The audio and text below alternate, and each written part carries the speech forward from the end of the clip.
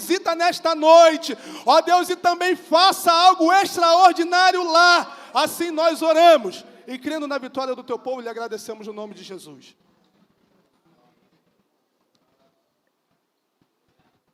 Eu cumprimento a igreja com a paz do Senhor. Amém. Meus irmãos, segundo livro dos Reis, capítulo de número 4, versículo de número 18, versículo 17.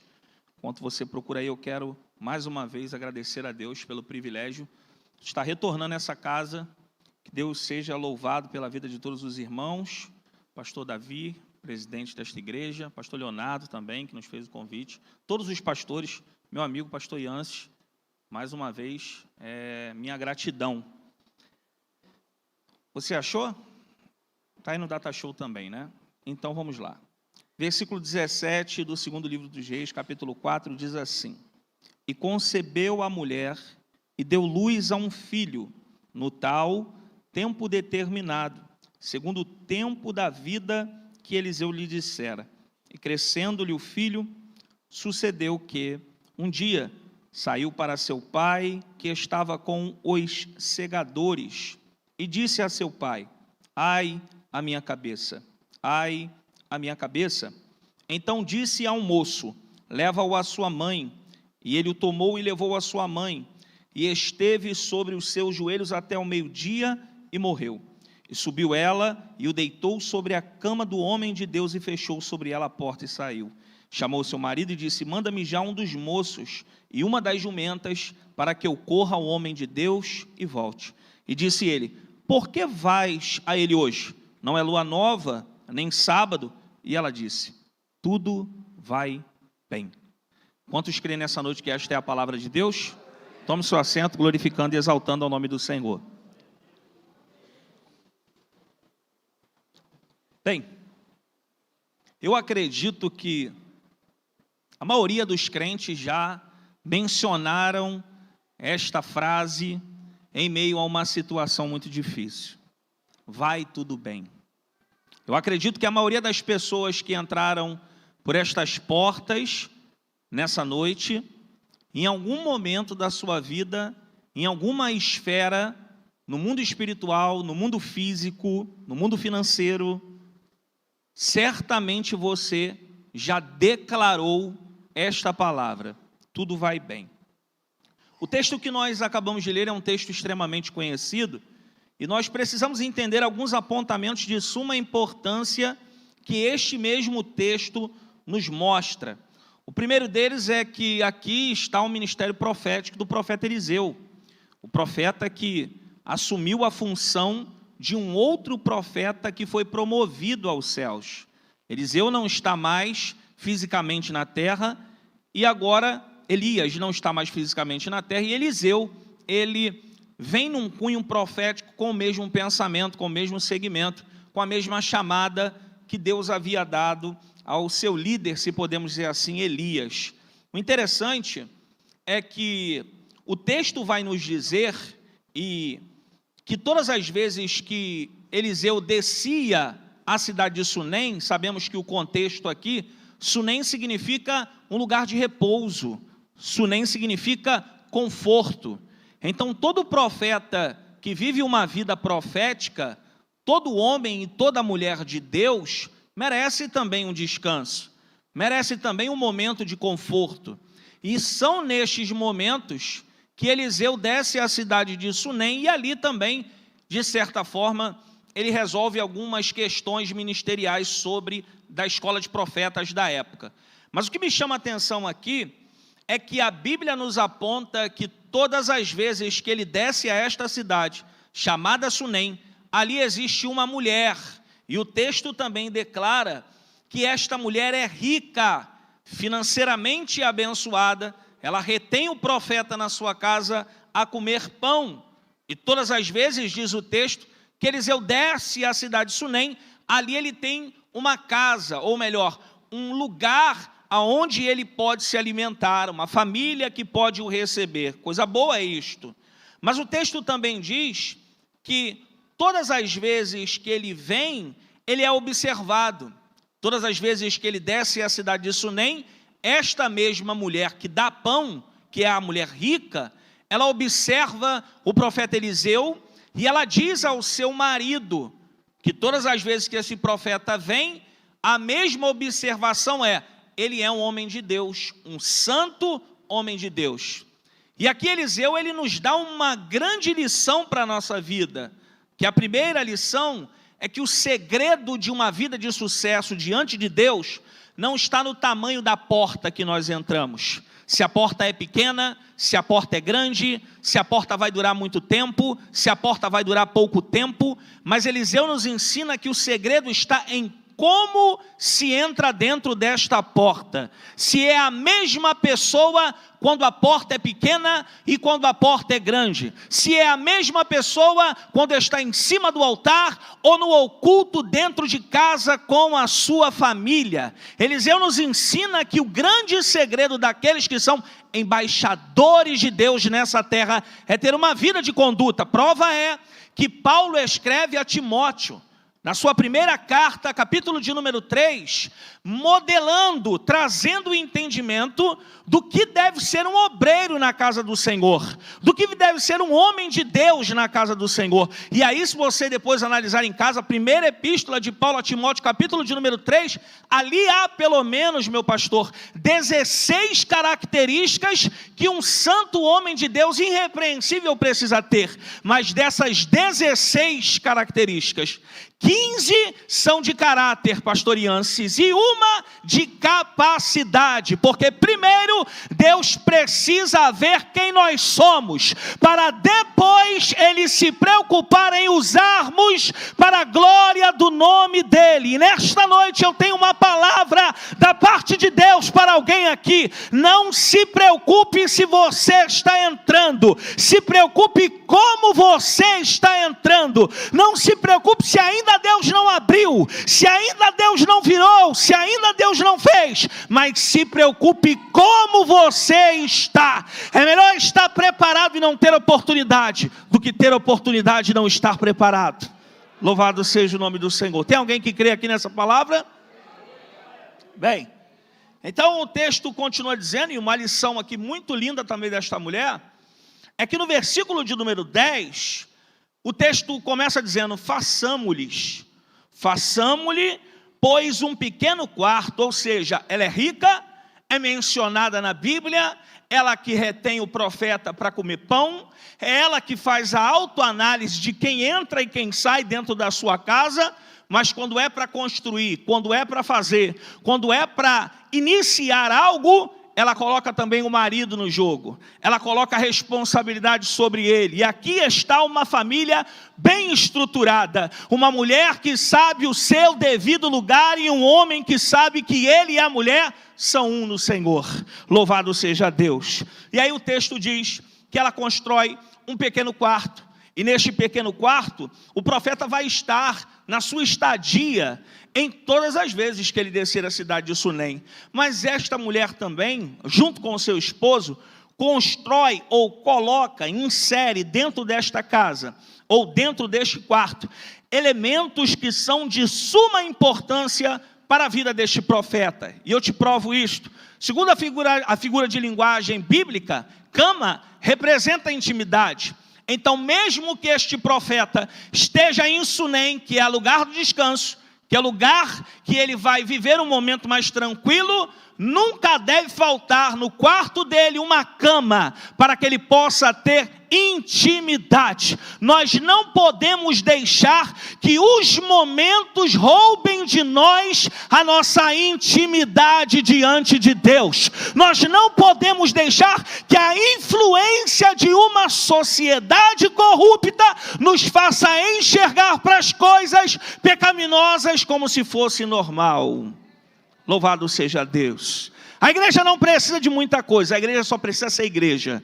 A igreja não precisa de paliativos, a igreja só precisa ser igreja. É bem verdade que a gente se preocupa muito como vai ganhar pessoas desse século, desse período, porque a juventude de 20 anos atrás não é a mesma juventude de agora, e eu não estou aqui comparando o nível de espiritualidade, mas lá no ano de 2004, quando eu aceitei Jesus, era suficiente o meu pastor falar para mim: não pode. Eu não perguntava por quê. Não pode ouvir música do mundo. Joguei o CD do Gabriel Pensador tudo fora. Não pode namorar se não for para casar. Abandonei o namoro. Eu não perguntava.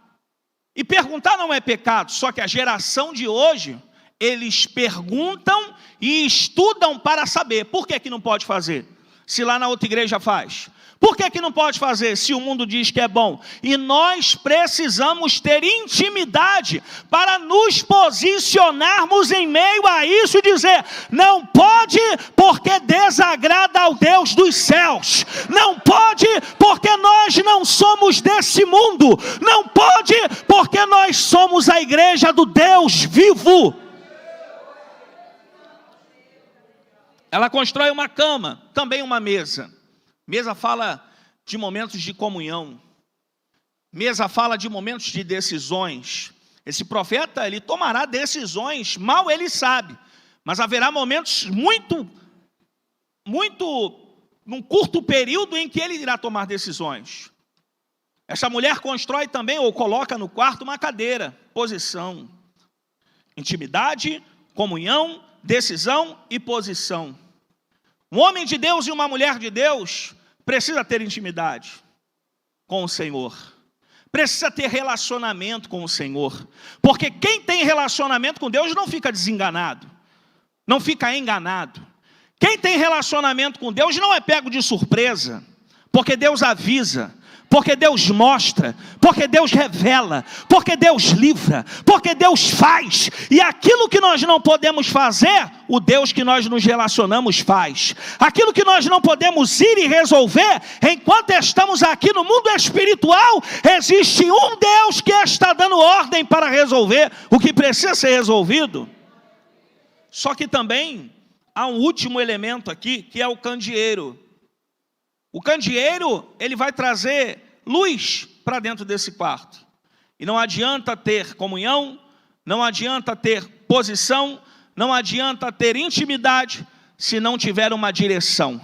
Porque se tem uma coisa que para crente é crente sem rumo. Se tem algo que confunde crente, é quando o crente não sabe o propósito que Deus chamou ele nesta terra. Mas eu vim com uma palavra da parte de Deus aqui. Se você tem intimidade, se você tem comunhão, se você tem posição e se você tem direcionamento, Deus vai fazer nos mínimos detalhes aquilo que Ele prometeu e você ainda não viu, aquilo que Ele usou pessoas para dizer que ia fazer e ainda não aconteceu. Deus está te preparando para isso. E aí o interessante é que ela abençoa tanto Eliseu, que Eliseu ele chama o seu moço, Geazi. De uma forma muito carinhosa, Eliseu quer de alguma forma abençoar essa mulher. E ele pergunta a Geazi: olha, essa mulher ela nos abençoou de uma forma muito grande. O que podemos fazer por ela? Gente, perguntou para a pessoa certa.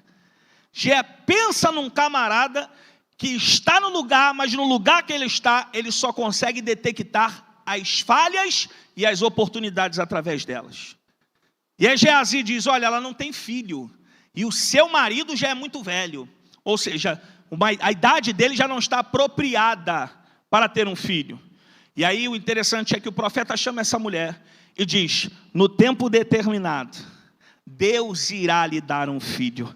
Você percebe que o sentimento desta mulher é tão profundo, que quando o profeta fala isso, parece que pega dentro do coração dela. Ela diz: não me prometa tal coisa, não fale isso, porque a realidade que ela vive, ela não conseguiu ter algo que está sendo profetizado. O seu marido já é muito velho.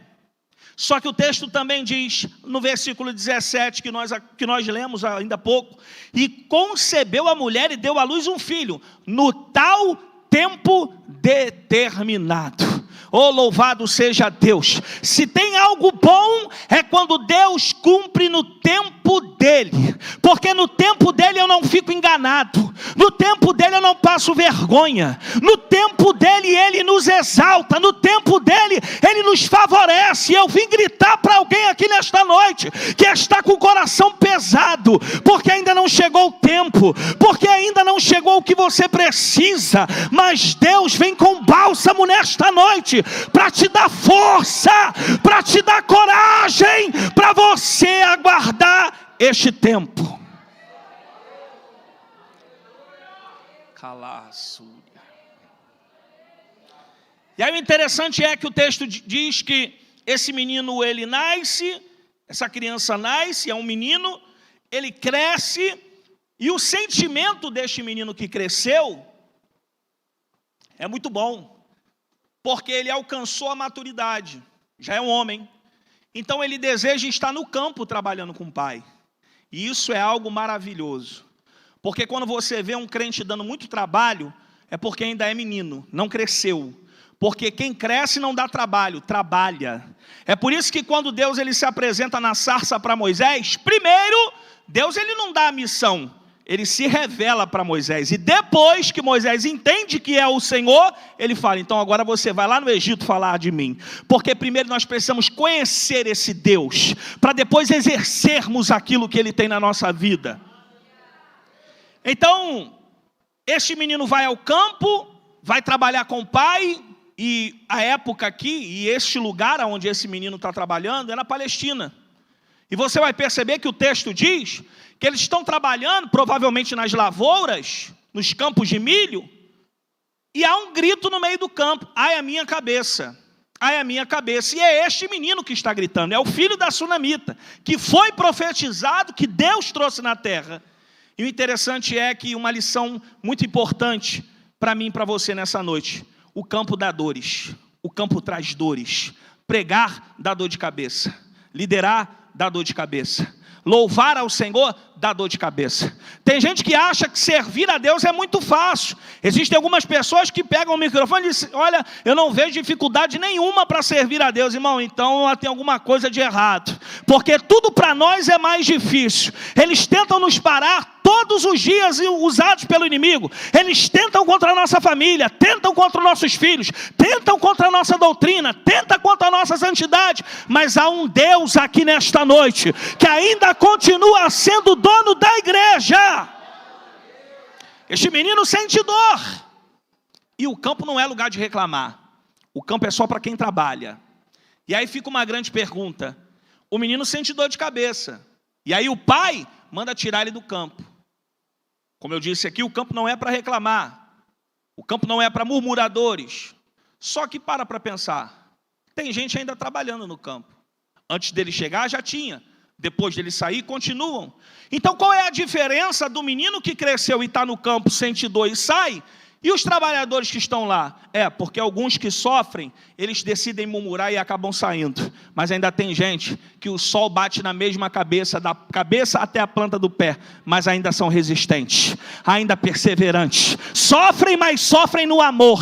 Sofrem, mas renunciam à sua vida. Sofrem, mas sabem que o Deus que permite o sofrimento é o mesmo Deus que dá sustento para passar por cima disso. Eu não sei se Deus irá liberar algo nessa noite para a sua vida, ou se Deus irá dar força a você para passar por cima disso, para enfrentar tudo isso, para poder mostrar para você que Ele é o Deus da sua vida.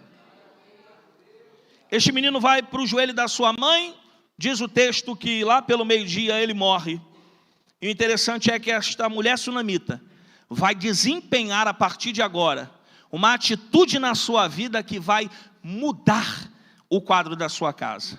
Sunamita, ela pega o seu filho morto e coloca na cama do profeta Eliseu, do quarto que ela construiu. Eu não sei se tem aqui alguém, mas tem alguns problemas, irmãos, que param na nossa intimidade, na nossa vida. É porque Deus sabe que pode contar contigo para resolver.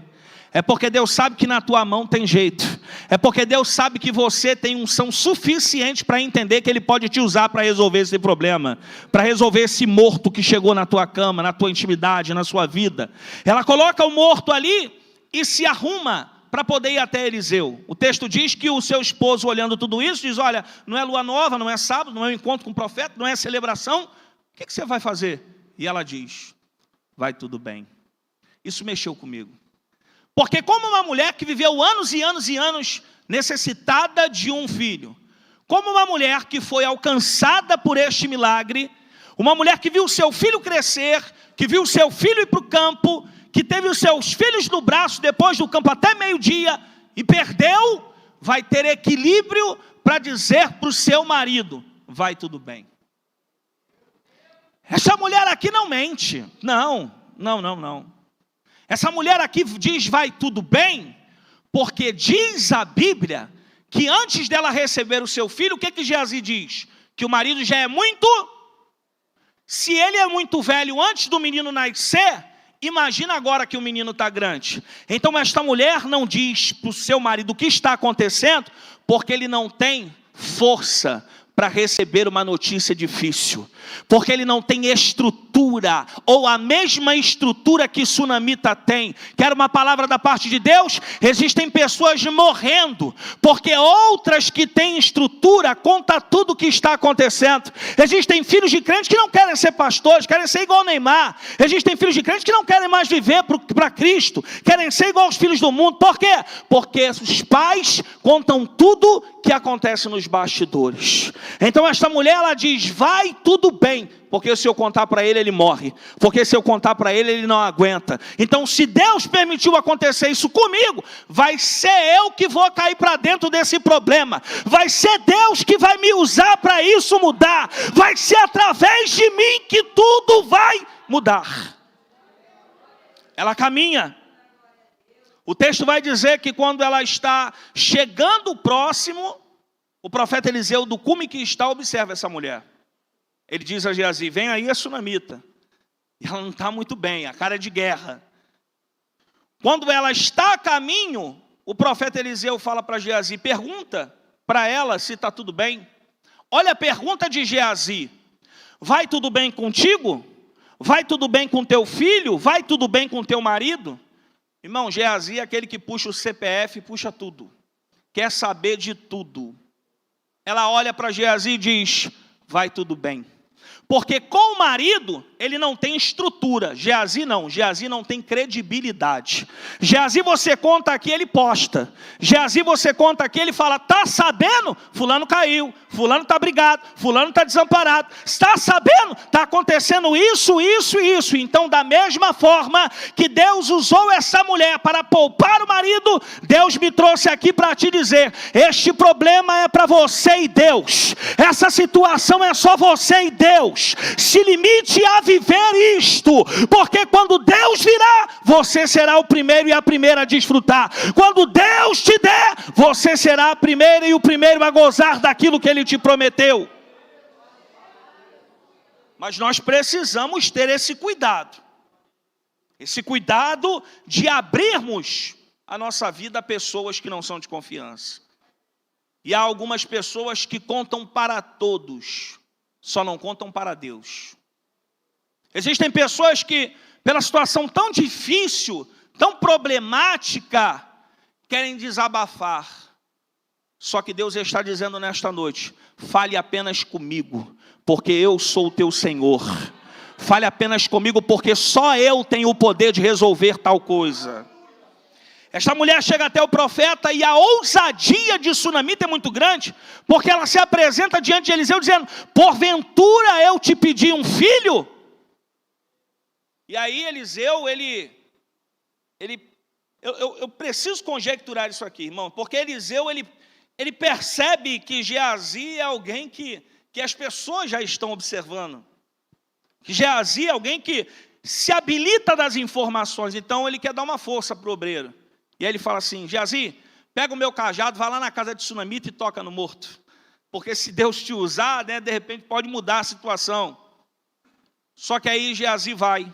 E o texto diz que ele toca no morto com o cajado e o morto não levanta.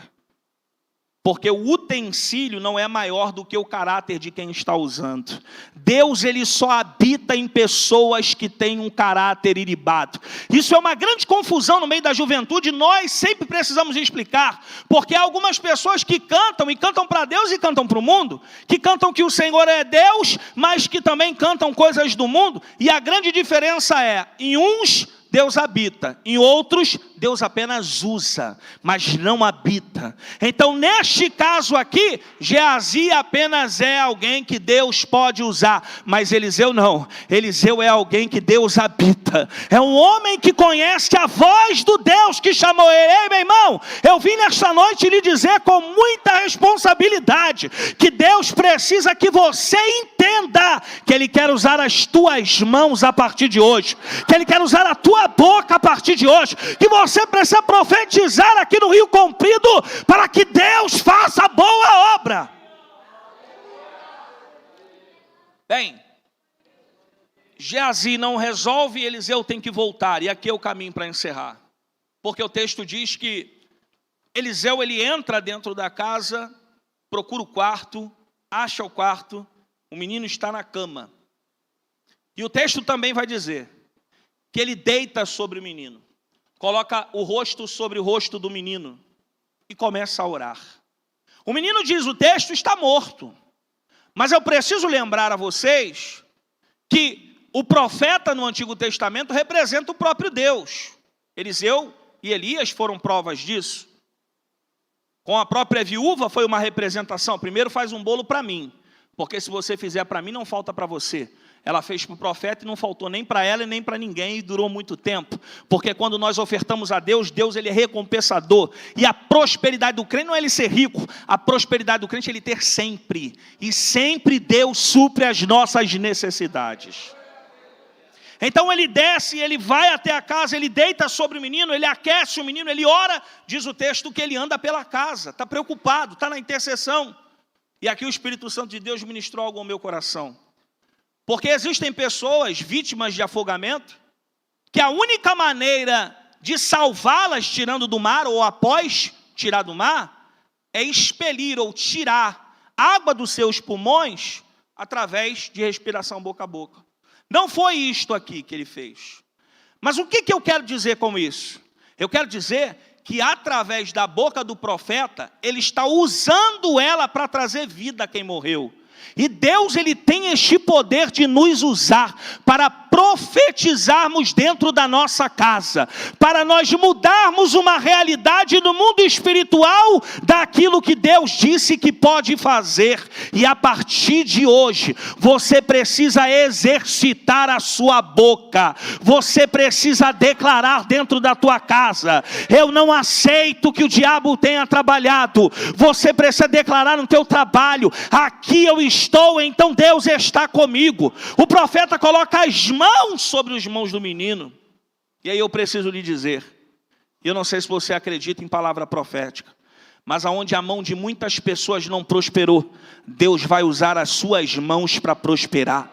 Aonde muitas pessoas recolheram a mão para não ceder, Deus irá usar a tua, porque você está nessa brecha que Ele te colocou.